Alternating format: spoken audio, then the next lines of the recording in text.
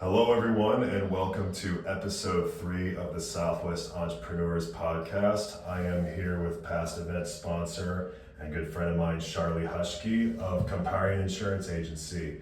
Sharlee, you want to explain a little bit about who you are, what you do, and why you do it? Yeah, I'd love to. So again, my name is Sharlee Huschke. I'm with Comparion Insurance Agency. Basically, I am a broker, so I help clients optimize their home, auto, and business insurance programs. And really what, again, I mentioned this the other night, but what sets us apart, me and my team, is that we do collaborate with other individuals within our field and other partners of our clients, such as their financial planners or their estate planners, just to make sure that our plans aren't circumventing one another and not creating a gap in coverage or planning, which is really important and something that I learned, I guess maybe 2.5 years ago, and I've been in the insurance industry quite a few years, so it's a little alarming, right, that it's not something that's widely talked about or addressed. So ever since I fell into this knowledge, I've made it a huge point to make sure and collaborate with these other professionals and again, make sure that we're doing what's right for our clients just all the way around. Awesome. And what inspired you to start jumping into this field and working with Comparion? It's a good question. So I actually come from the banking industry and I was in management previously. I did that for quite a few years, and I just got to a point where I realized no matter how high you climb, the ladder, basically, even if I was, the CEO himself, you have stockholders to report to, and you're still not really making all of the decisions, right? You have other partners that heavily weigh on that. And so, I got into leadership because it was something that was really important to me, to be there with your people. I'm very the type of person that I like to be in the trenches, and on the front lines with whoever I'm with. And so, I was successful in that, but like I said, I kept climbing up the ladder, and then I just realized, I was like, dang, it doesn't matter how high I get, I still don't really get to call the shots, and I don't like treating people like they're a number, I really do care. So I ended up leaving my job, and I took off about 3 months because I went through a midlife crisis in my late 20s, basically. And I was like, well, what am I gonna do with my life? And so I've always been interested in insurance, and I felt like my leadership experience would have translated well, right, into this space, and I had more autonomy that I was looking for, and still that protection piece of my employees / clients now.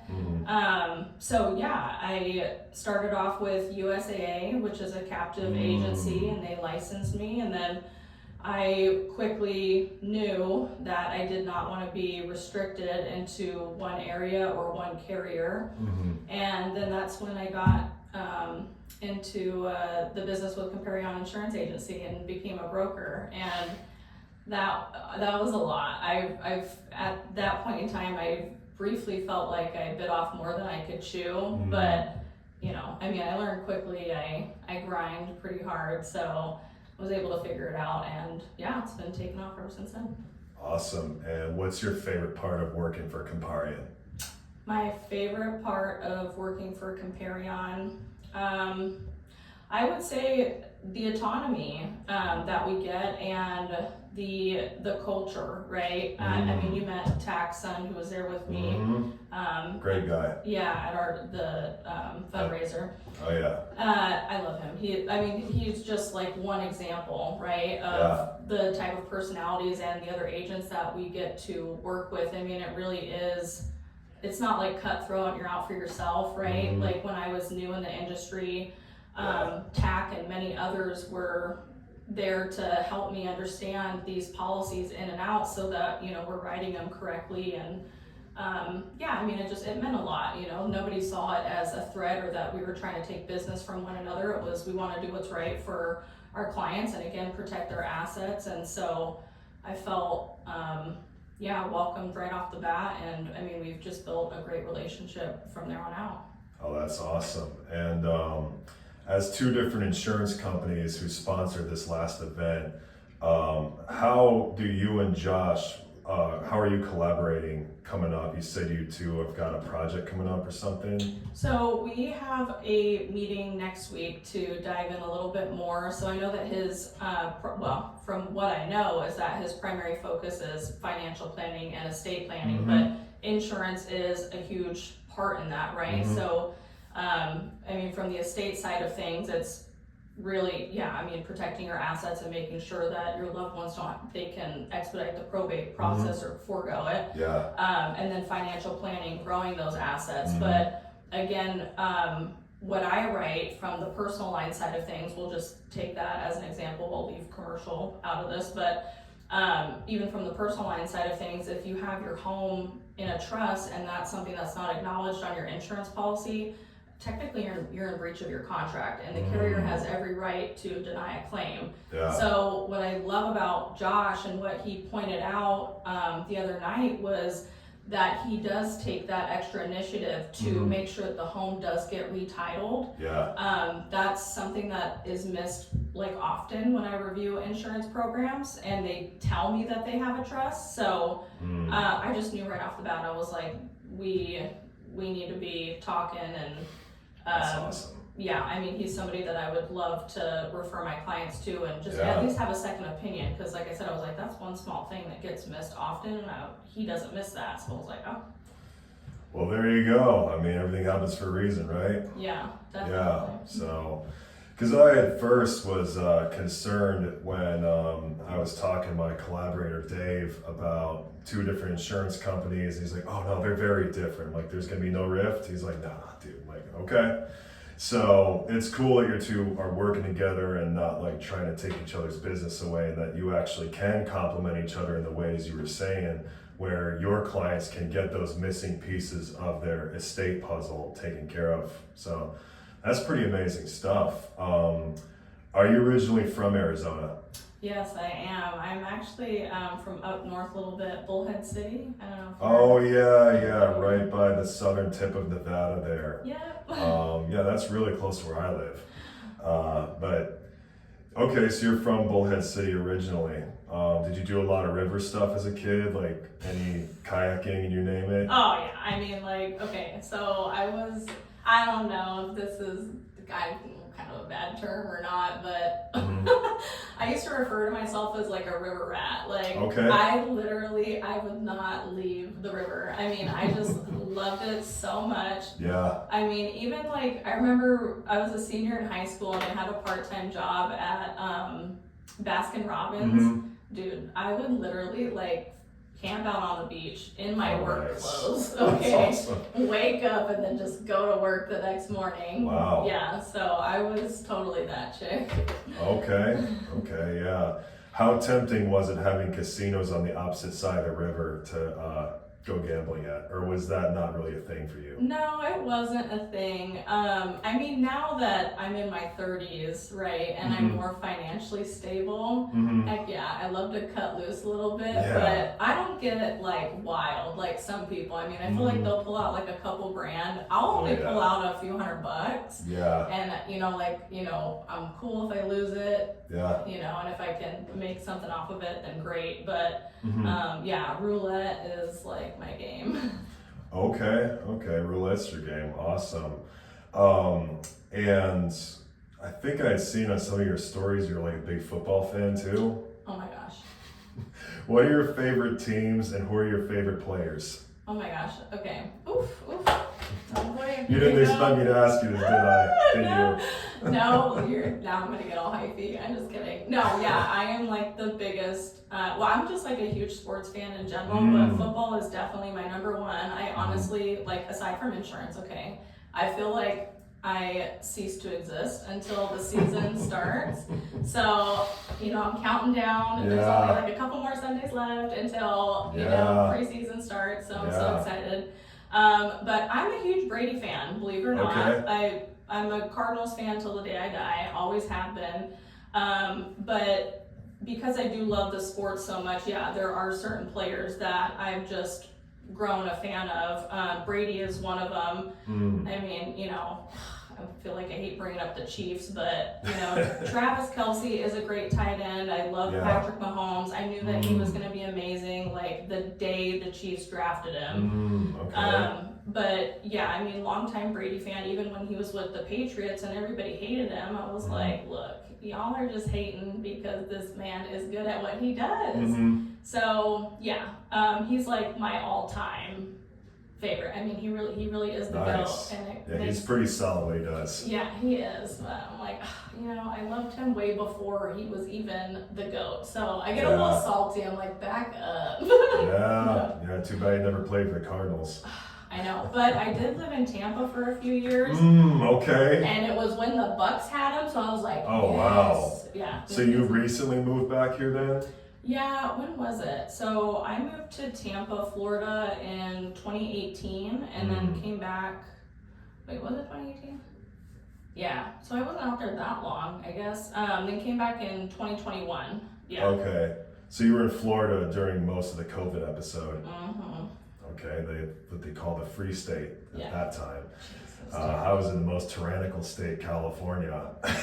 You were? Oh God. Oh my God. I mean, I love San Diego as a city, but that was not cool after a while.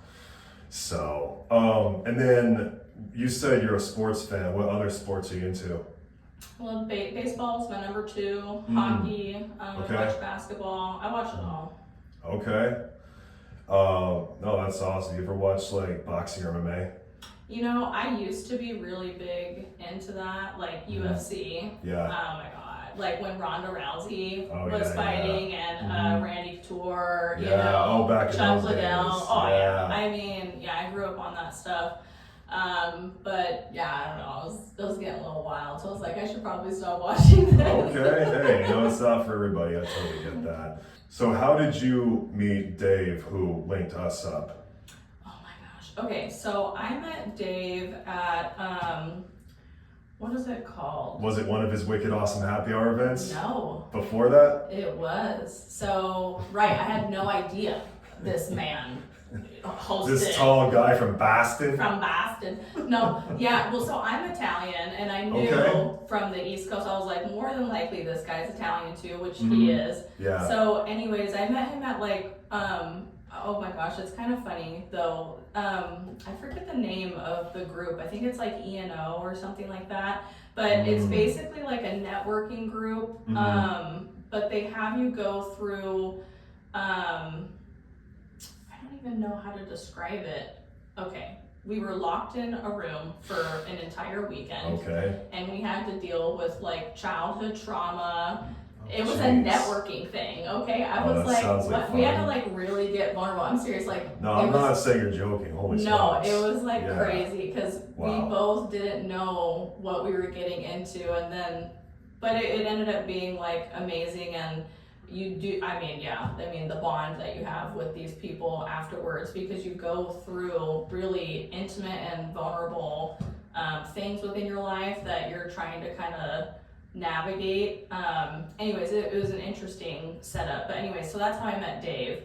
And we just hit it off right off the bat. He was so funny, and he brought his son Chris. So we just had the best time ever. And then I found out that he hosts these Wicked Awesome Happy Hours. I show up one time and I was like, oh my God, I was like, all these people? And he's like, yeah, bring the party. He brings in like over 100 people per event. It's pretty crazy. Yeah, I was like, who are you? Well, I have some friends who nickname him the mayor because of how many people know him. It's so wild.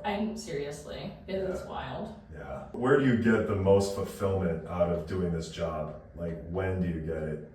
Oh gosh, that's a really good question. When do I get the most fulfillment out of doing this job? Honestly, it's just the the gratitude from clients when you've reviewed their insurance program and you educate. So I'm very educational, right? And a lot of people, like, they think that they know how their policy works, but you know, they don't. And again, this is a judge-free zone. I just want to make sure that they know what they're paying for, how it should be set up, right? And I'm not trying to break anybody's bank, nothing like that. Like, I just want to do what's right for these individuals, and I think they can sense that when they work with me. So at the end of it, you know, whenever I do a lot of reconstructing, because there typically that has to be done. But yeah, I mean, just how thankful they are, and honestly, my clients are so loyal to me. Like, I mean, they will never leave, and that means so much to me, because I'm like, you could go anywhere. You could literally go to anybody. Yeah. So what do you think it is about what you do that gets that loyalty to be that high? I think it's my honesty, integrity, and the fact that, you know, like, I really do, I mean, I take this very seriously, obviously, but like, I make this one less thing for them to worry about. It's full service, right? Whenever you are my client and I've written you, I mean, if you have questions, I mean, literally, whatever, you could think it's the dumbest thing ever, it's not, you know, ask away, I'm an open book. And if you need coverage changes, right, as your needs change on it, like white on rice, if you have a claim, I give that guidance, and I've even had to step in and escalate things because they weren't being handled in a timely manner or appropriately. And that is service that they have not, well, that's what they've, I mean, at least relate to me with the individuals that I've worked with, that they haven't received that before. And it's like, well, yeah, of course you're gonna get it from me. Like, I know what I'm doing, I'm the professional. You shouldn't have to worry about this. So I am gonna go to bat for you, and maintaining my clients is the most important. You know, I think some other people are new business driven, because that's, you know, that's where money's at. And like, don't get me wrong, like, that's nice, but I made a commitment to you, and I am that type of person that, you know, my word is it. I won't stray from it. So integrity, honesty, and sticking to your word. Yeah. There you go. And anything else you want to close this show with? Oh gosh, I don't really have anything else now. All right. Pretty simple. And where can they find you? Well, I mean, online, so my Instagram is Sharlee.Huschke. And then Facebook, I'm on Facebook as well. All of my pages are public or open to the public. But also, you know, I have an office in downtown Chandler. Literally, if you Google Comparion Insurance in downtown Chandler, you'll see our location. I'm off of Arizona Avenue. You can stop in or shoot me a message, you know, whatever. Awesome. And you can find myself at Dylan Rosner on Instagram, DYLANROSNER, or Impact Social Nights, which is the event she just sponsored. And also for the local events in Nevada, Nevada_entrepreneurs. And the website for all this is still nevada-entrepreneurs.com. I want to thank you, Sharlee, for being at episode 3, and look forward to having you at more future events. Thank you. It was a pleasure. Absolutely.